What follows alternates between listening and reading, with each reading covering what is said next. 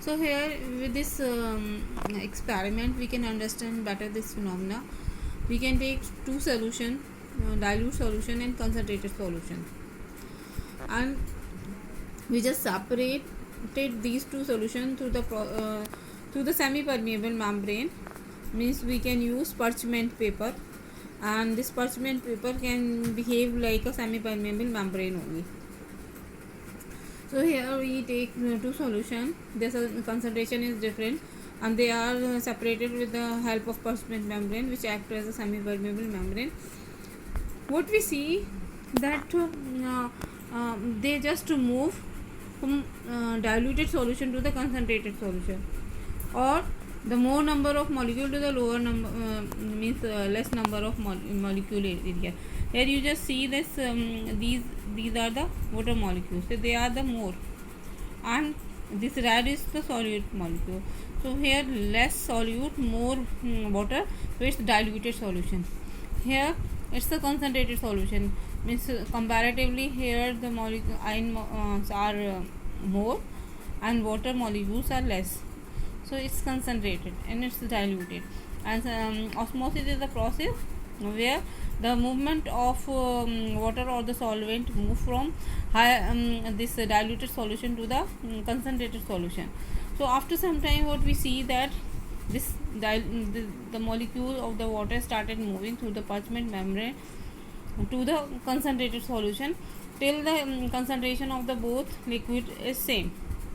So here we see that the level of the B solution is raised or increased, and how they absorb by the root, means how the water is absorbed by the root. This same process, like the more water molecules are there in the soil, and so the outside solution is diluted comparatively in comparison to the root cells.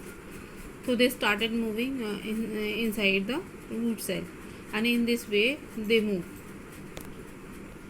Exactly same situation is there in, means like plant. This is, suppose this is in plant, this is the outer surface outside the root, where the more water molecules are there, and inside the root cell more ions are there and the less water molecule, because they just continuously moving to the other cell and then they transpire to the stomata. So continuously they move upward to the aerial part. So as a result, inside the cell the concentrated solution is concentrated condition is there, so it move from outside to the inside, so the process of osmosis. So difference of concentration helpful in absorption of water, and by this process of osmosis the water is moved from cell to cell. And this continuous cell to cell movement of water in root cells create a pressure in root, means continuous inflow of the water is there in the root, which create a pressure on the wall of the vessels, which pushes the wall of the vessel, you can say, or which put the pressure on the wall of the vessel. And this pressure is actually known as the root pressure, means the continuous inflow when the water is outside the plant or the root is there.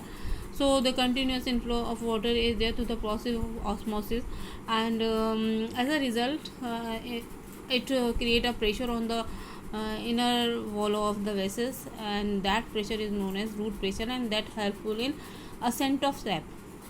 Ascent of sap, the upward movement of the sap.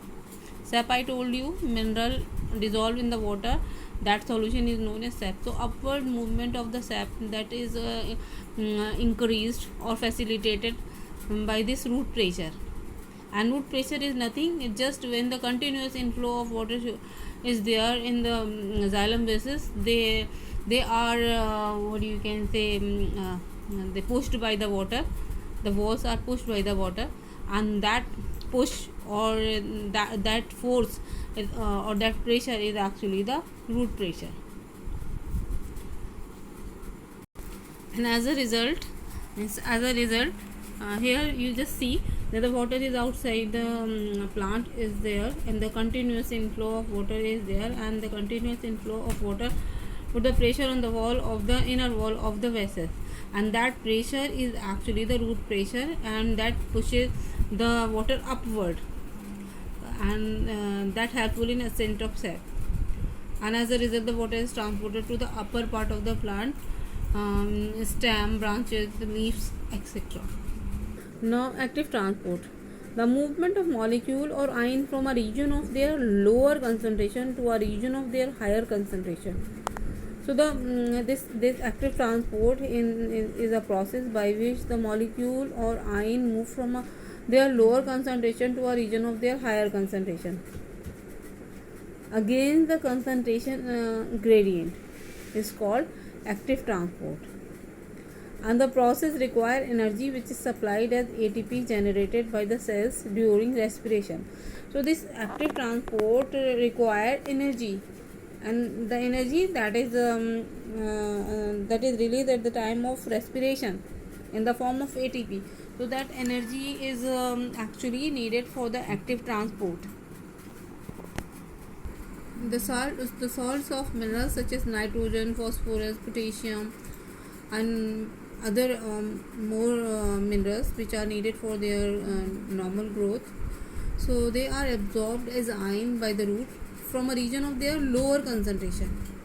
So remember here they move from the lower concentration in the soil to a region of higher concentration. Usually when we discuss this means like diffusion and osmosis, there they have from the higher concentration to the lower concentration. Now here in active transport they move from lower concentration to the higher concentration by using the metabolic energy. So here in this process energy is required. Without energy this process cannot be possible. So this process can be done only in the living cells. So the energy required for this process is obtained by the respiring root cells. We know that the energy released at the time of respiration, and respiration is a process by which the continuous flow of energy possible. So at the time of respiration, this energy released, and that energy is used for the active transport. And what is active transport? The movement of molecule or ions from their lower concentration to their higher concentration. They move from the lower concentration to the higher concentration across the semi-permeable membrane by using the energy. Energy is a very important factor for the active transport, because without energy this process cannot be possible.